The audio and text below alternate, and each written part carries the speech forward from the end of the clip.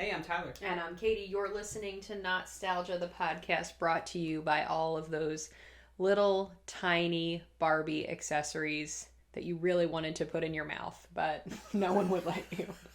Oh, I wanted to eat a Barbie shoe like so bad growing up. You might have had Pika. You didn't just wait till people were not around? Well, people told me I couldn't, so I didn't.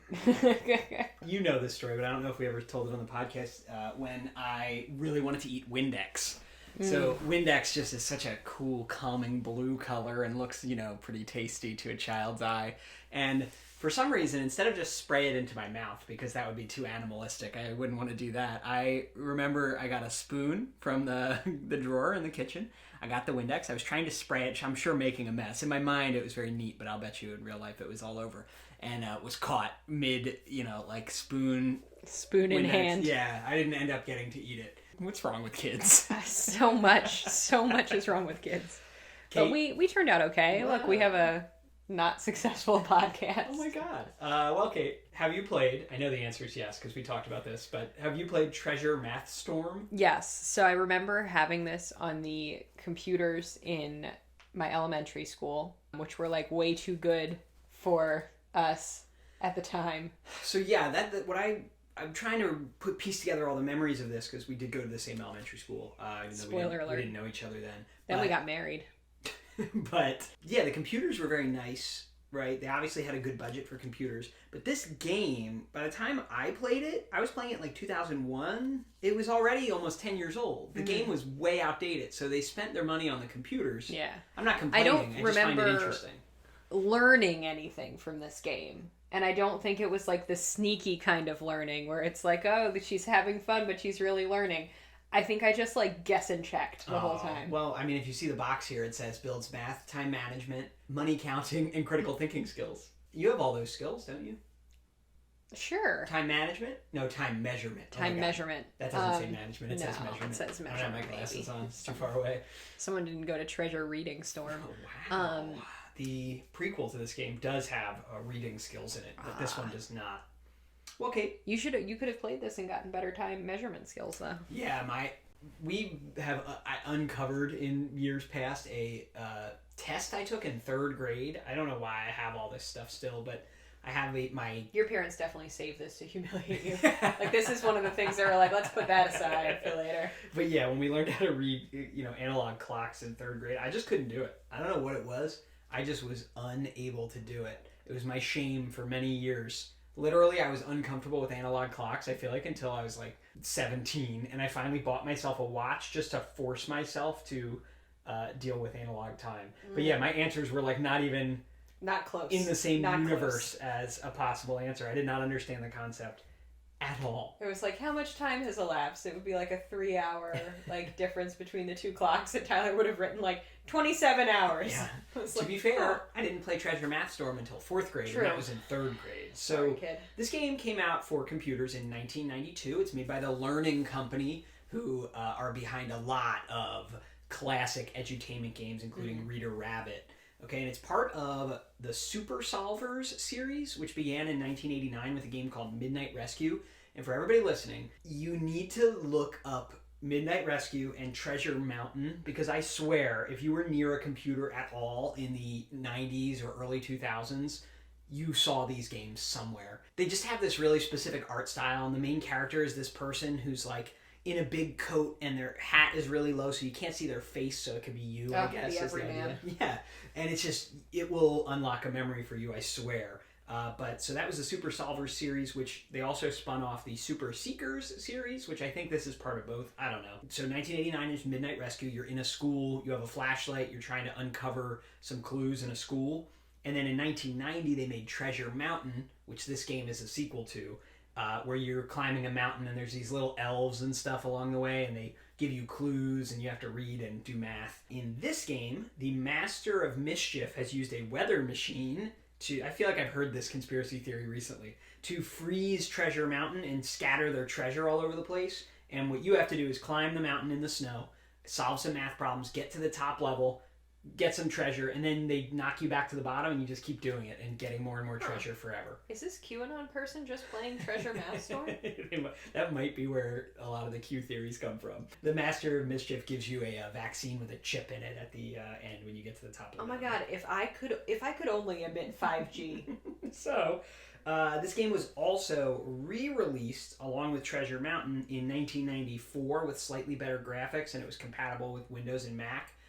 Not just DOS, and I think that's the version we played. So this may actually look a little worse, the graphics, than the one we played, but this is the version that's out there to play. So we're going to check it out. I loved playing this in 4th grade. I was obsessed with getting to the top of the mountain. I feel like we all kind of were in my class. We wanted to see who could get to the top the most. I'm trying to remember, though, like, when we had unstructured computer time where you could play Treasure MathStorm. It's disgusting that I remember this, but it was if you were like real good during library time. Because there was library day, and then there was computers day. Yes. And you would have a structured activity to do on the computers for, you know, like however much time they needed to, you know. What, to kill? To kill. So that your homeroom teacher could use the bathroom and eat lunch? No, they had like a structured activity that you had to complete, and then you were done the structured activity, and you could play like Treasure MathStorm. Oh, so if you were kind of quick with the... Okay, because I also remember playing a lot of Kid Picks. Do you remember Kid Picks? Yes. And I think that was one of the structured lessons, if I remember Kid correctly. Picks was one of the lessons? Oh, yeah. We were obsessed with Kid Picks. We would, like, you could make a custom stamp, and then it would stay on that computer forever, so you'd, like, want to get back to your computer and use your little stamp you made. Anyway, we should do a Kid Picks episode. So, let's try Treasure MathStorm. You ready for some age 5 to 9 math? You did really good on the Zubinis. Wow, thanks. This is like something I say to my nieces. Great, you got it. Here's 3 cents. When I rediscovered this, prepping for this episode, I was just so thrilled. I'm like, oh yeah, I remember this.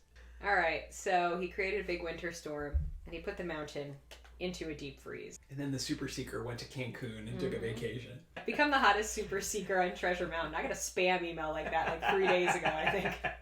Oh, here it goes. All right, look, he froze it out. We gotta sign into the club. Yep. Who's Clayton? I don't know who Clayton is. All right, here we go. I'm a trainee. Yeah, your level will go up. Who's Chirp? Oh, it's He's a your little bird. bird friend. Catching elves is fun. Oh my god, this is not You okay. have to trap these little elves. Right now. So, like, aim at him, walk towards him, then hit space. Oh my god. And then he forces me to solve a math problem. 5 plus 2. Well done. Hooray. Oh good, I earned 3 cents. Oh, man. Haha. All Got right. it. Careful, you got 2 nets left. Working on my math facts. 6 plus 2. Well done, Kate. Welcome to the time igloo. That seems frightening. Use the clue and up or down to set the digital clock to the correct... See, you would have... Did you not do this? I don't think I did you so missed hot on the time section. Do I have to catch that elf? No, not that one. He gives you a pickaxe. You need to get 4 pickaxes. So I'm just saying what time it is. You're going to find this game a little easy because it's for Oh, thanks. 5 to 9-year-olds. I don't know. I'm getting sweaty just looking Are at this you? right now. I'm sorry that your weakness was time. Oh, it's awful. Still is. That's true. Always fighting time. Hence our entire podcast where I want to Yeah. just relive my childhood every week. Maybe I should buy some knits. Uh-oh. Oh, They make, no. they make you pay with coins. God, what is this? The Acme on a Sunday morning? You're just trying to get there to get milk, and then somebody in front of you is like doling out dimes. You're just like, ah. Yeah, they should have a line of people behind you. in this game. Grumbling. Well, All these nets that I got. hold on. You're loaded up with nets. You got 4 nets. Life's good. Oh, you could have bought the pickaxes. So instead of solve the time problems, you could have just paid Yeah. for the answer. See, oh, he's got it. He's got the scroll. I'm gonna catch him. Get him. Get him. That dummy just stood still. Ah. He should have known. 6 plus 2. I can do this simple math. Ha ha ha. Like when they run away after Yeah, you guess ran them. away because he was terrified of me because I'm a predator. What is the treasure? Is You're- it the friends we made along the way? No. It's the elves you captured along the way. No, you'll find out when you get to the top. You just have to figure out what 2 numbers or Got it. more could make 5. Is that like a turkey drumstick? No, it's the All right, can I leave now? the launchy part. Yep. I got what I want. Beat it. What kind of walk am I doing here? You got a lot of attitude. Look at Yeah, you. I'm walking like Vince McMahon. Come here. Nice counting, Kate. Thanks. Now, did you count them all or did you multiply? I multiplied because I'm smart. Oh, gee. When I remember learning that trick, that like on an array you could like count how long and how tall it is and multiply, and I thought I was real cool. Find the missing Here we number. go. 11, 12, 13, and blank. Yeah, I'm climbing up to this evil castle. Yeah, I never made it here. You didn't make it to the top? No, I was usually I didn't really like Treasure MathStorm, I don't think. During computer time, most of the time I would go down and check out a library book. You know, I got 8 treasures, you know that? as a grown adult, if a kid did that, if I saw a kid do that, I'd be like, wow, that's really awesome. As a kid, if I was your age at the same time, I'd be like, what are you doing? You're insane. What is this thing? Oh, look, it's a clam. It's a clam. It's got a pearl in it. Look, you got your first treasure. Great for me. Well done. All right, Kate, well, you made it. Honestly, I'd probably rather go check out a Yeah, library I was going to book. say, you want to go to the library? We can do that instead. So you remember doing it. Yes. But you couldn't get to the top. It could have been lack of interest because you'd rather get a book. I was just never like super motivated by math in any way. Yeah, lack of interest in math. And like, I'm wondering though, is it also, maybe you didn't know what to do? Yeah. Is it possible that you It's didn't, very possible. not that you couldn't do the math, but like you didn't realize how to get the ladders or something? But you're such a good reader. They tend to tell you. I was a good reader. Just might have been your computer skills too at the time. I'm glad you tried it. I was glad to revisit this. The whole Super Seekers and what was the other one? The Super Solvers and Super Seekers series. Wow, say that 5 times fast. I tried to say it with a lisp like I had in elementary school. Yeah, maybe you got pulled from library time to go to speech. I think I definitely got pulled from some kind of I wanted to say elective, instruction. but they weren't called electives in elementary school. Yeah. Well, you never know now, Kate. Look, you're a successful podcast host.